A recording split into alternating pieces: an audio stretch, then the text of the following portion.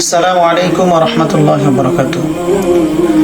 বাংলাদেশে মসজিদে আজান হওয়ার পরে আর সৌদিতে মসজিদে আজান হওয়ার পরে যখন মুসল্লিরা নামাজ পড়তে আসে, এই নামাজি মুসল্লিদের মধ্যে বাংলাদেশ এবং সৌদি এই দুই দেশের মুসল্লিদের মধ্যে আমার দেখা মতে তিনটা পার্থক্য। এক নম্বর পার্থক্য হলো, সৌদিরা যখন আজান হওয়ার পরে মসজিদে আসে তাদের সবার একটা যোগ্যতা আছে যে সবাই ইমাম সাহেব না থাকলে নামাজ পড়াইতে পারে। আর আমাদের বাংলাদেশের মুসল্লিদের অবস্থায় যে ইমাম সাহেব না থাকলে কেউ ইমামতি করবে এই সাহসটাই কখনো হয় না।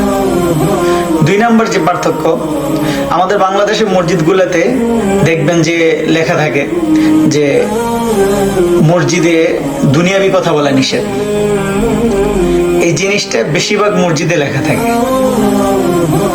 আর সৌদিতে মুসল্লিরা যখন মসজিদে আসার পরে তারা যখন ঢুকে তখন তারা সালাম দিয়ে ঢুকার পরে সে এসেই তাহিয়াতুল মসজিদ আদায় করে, 2 রাকাত নফল নামাজ পড়ার পরে যদি সুন্নত পড়তে তাহলে সুন্নত পড়ার পরে আর একটা শব্দ মুখ দিয়ে বলবে না, কোরআন শরীফ নিবে, কোরআন শরীফ নিয়ে সবাই তেলাওয়াতে লেগে যাবে।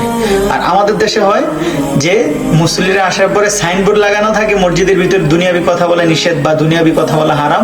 তারপরেও দেখা যায় যে মুসল্লিরা মসজিদে ঢুকার পরে যদি সুন্নত পড়ে তো পড়লো, না পড়লে সবাই দুনিয়ার কথা নিয়ে, দুনিয়ার গল্প গুজব নিয়ে ব্যস্ত থাকে। এটা হলো 2 নম্বর পার্থক্য। আর 3 নম্বর পার্থক্য হলো যে আমাদের মসজিদগুলাতে দেখবেন দাদার আমলের, নানার আমলের কোরআন শরীফ মসজিদে পাওয়া যায়। আর কোরআন শরীফের মধ্যে ময়লা পড়তে পড়তে বা কোরআন শরীফ পুরান হইতে হইতে আলগা হইয়া মলট ছুটে গেছে, পৃষ্ঠা ছুটে গেছে, মলট নাই, মলট গুনে খেয়ে ফেলছে। এমন আমাদের দেশের মসজিদগুলাতে এমন হাজারো কোরআন শরীফ পাওয়া যাবে যেগুলারে কয়েক শতক ধরে কেউ ধরেও না। আর সৌদির মসজিদগুলাতে দেখবেন কোরআন শরীফ খুবই পরিষ্কার পরিচ্ছন্ন। অনেক বছর আগের কোরআন শরীফ 2 বছর 3 বছর হয়ে গেছে, কিন্তু কোরআন শরীফটা পরিষ্কার কেন? এটাকে সবাই সবসময় কি পড়তে থাকে, এই জন্য। তো সৌদিতে মসজিদগুলোতে খুব বেশি কোরআন শরীফ পাওয়া যায়, আর আমাদের বাংলাদেশের মসজিদগুলোতে কোরআন শরীফ নাই বললেই চলে। এর কারণ হলো এই যে মসজিদে মুসল্লিরা এসে কোরআন শরীফ পড়তে পারে না, এর জন্য কোরআন শরীফ নেয় না। আর সৌদিরা কোরআন শরীফ পড়তে পারে, এর জন্য কোরআন শরীফ নেয়।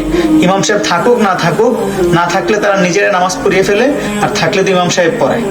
আর মসজিদে আসার পরে তারা দুনিয়াবি কোনো কথা বলে না, কিন্তু আমাদের দেশের মানুষ দুনিয়াবি কথার মধ্যে ব্যস্ত থাকে। আশা করি ভিডিওটা বুঝতে পারছেন। যাদের কাছে ভিডিওটা ভালো লাগবে অবশ্যই শেয়ার করে ছড়িয়ে দিবেন, যেন আমাদের দেশের মানুষও এগুলা বুঝতে পারে এবং কোরআনের প্রতি আগ্রহী হয়, কোরআন পড়ার চেষ্টা করে এবং কোরআন শিখার চেষ্টা করে। সবাই মুসলমান, সবারই কোরআন জানা, কোরআন সহিশুদ্ধভাবে পড়া ফরজ।